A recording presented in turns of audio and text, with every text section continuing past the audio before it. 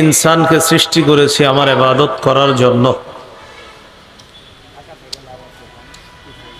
আয়াত থেকে বোঝা যায় আমাদেরকে সৃষ্টির উদ্দেশ্য হলো আল্লাহর ইবাদত করা।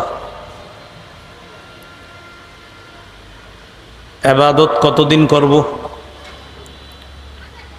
14 12 6 নম্বর পৃষ্ঠা সূরাতুল হিজর 99 নম্বর আয়াত। এই আয়াতে আল্লাহ ইবাদতের সময়সীমা উল্লেখ করেছেন, ওয়া'বুদ রাব্বাকা হাত্তা ইয়াতিয়াকাল ইয়াকিন। মৃত্যু আসা পর্যন্ত তুমি তোমার রবের ইবাদত করো। দুটি গুরুত্বপূর্ণ কথা আমরা শিখে ফেললাম।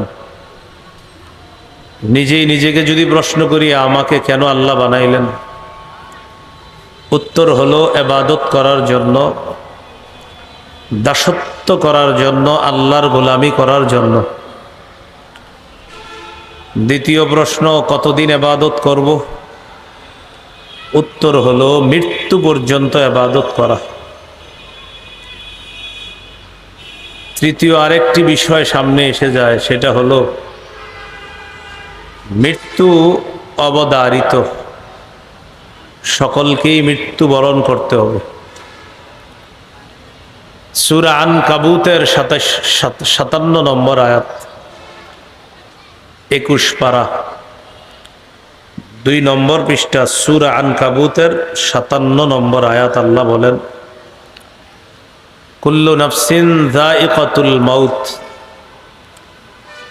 প্রত্যেকটি নফস মৃত্যুর স্বাদ গ্রহণ করবে। তিনটি কথা নিজেই নিজেকে প্রতিদিন বলতে পারেন, আমি দুনিয়াতে কেন? আল্লাহর গোলামি করার জন্য। 2 নম্বর, কতদিন গোলামি করব? মৃত্যু পর্যন্ত। 3 নম্বর, নিঃসন্দেহে আমার মৃত্যু হয়েই যাবে, এতে কোনো সন্দেহ নেই।